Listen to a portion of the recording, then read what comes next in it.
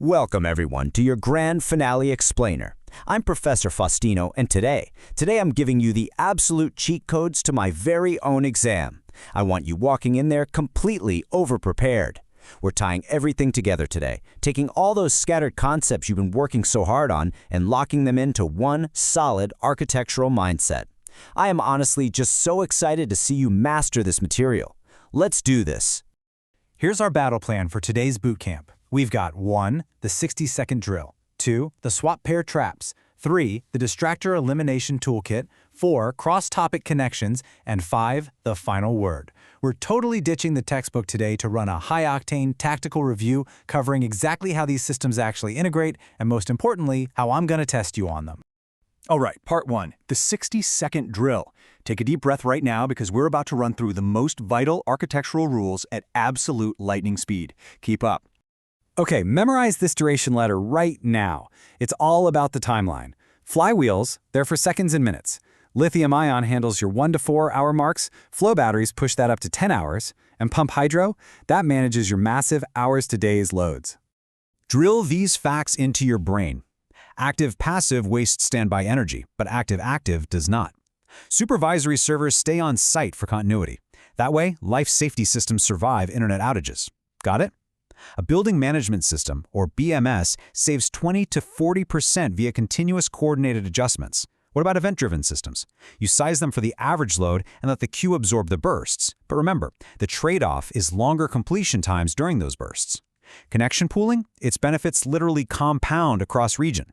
Serverless absolutely wins at bursty idle loads, but it loses at steady high rates and latency-critical tasks. And pre-cooling? That's thermal mass storage, not price arbitrage.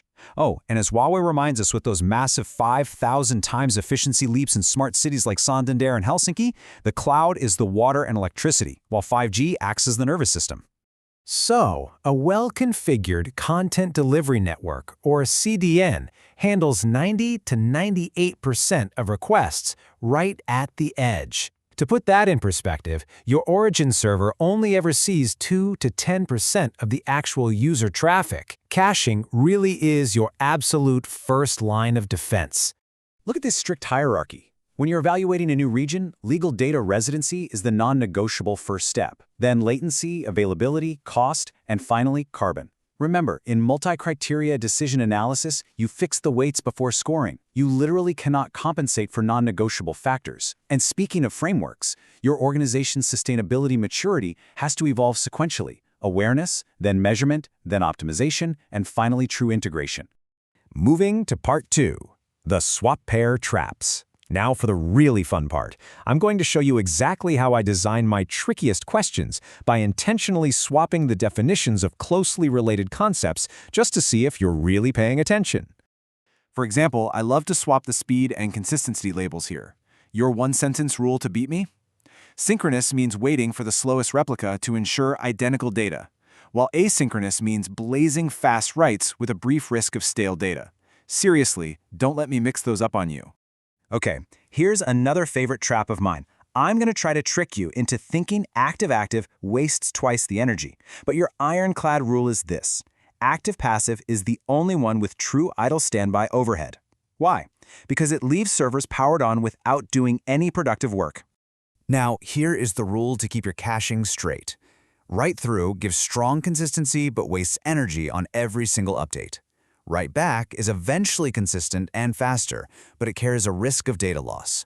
Write around leaves your cache stale on a read, and TTL is the absolute cheapest, but inevitably drifts.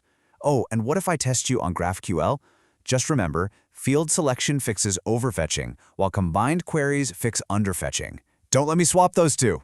And please don't let me swap these demand response terms on you either. Curtailment actually reduces the total energy used. Shifting just moves that exact same load to a different hour of the day. An on-site supply simply powers the load from a local battery instead of the main grid.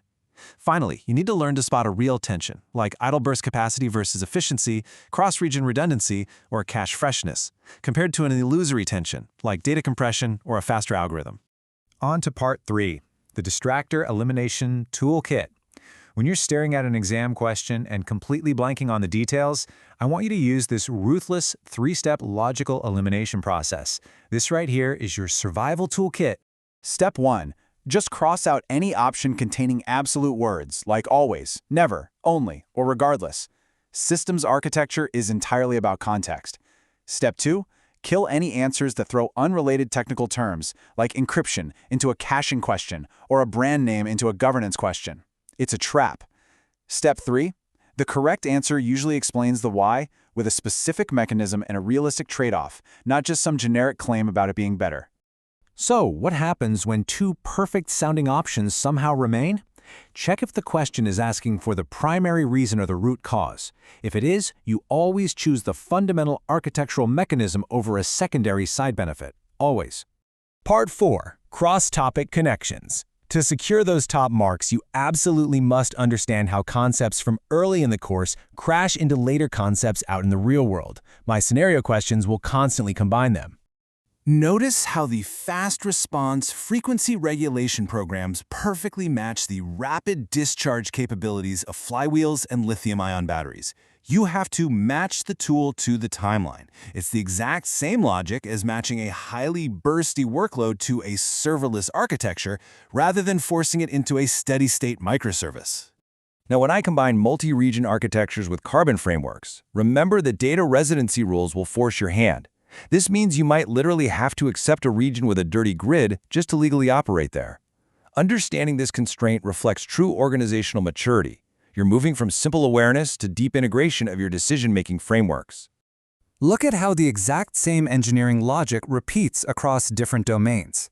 A building management system keeping its supervisory server on site uses the identical survival logic as a CDN pushing edge nodes close to users. Both designs prioritize local continuity for when that central link breaks down. Which brings us to Part 5, the final word. We've reached the end of our journey today, and I really need you to hear this loud and clear before you take your exam. You have studied everything. You understand the mechanisms. You know my traps. You can eliminate distractors with cold logic even when you forget the minor details. You are not just prepared, you are over-prepared. Walk into that exam with total confidence. You've earned this. Best of luck on your final exam. And remember, you're not just passing a test, you're learning how real systems engineers think. Go get that A+. But before you go, ask yourself this.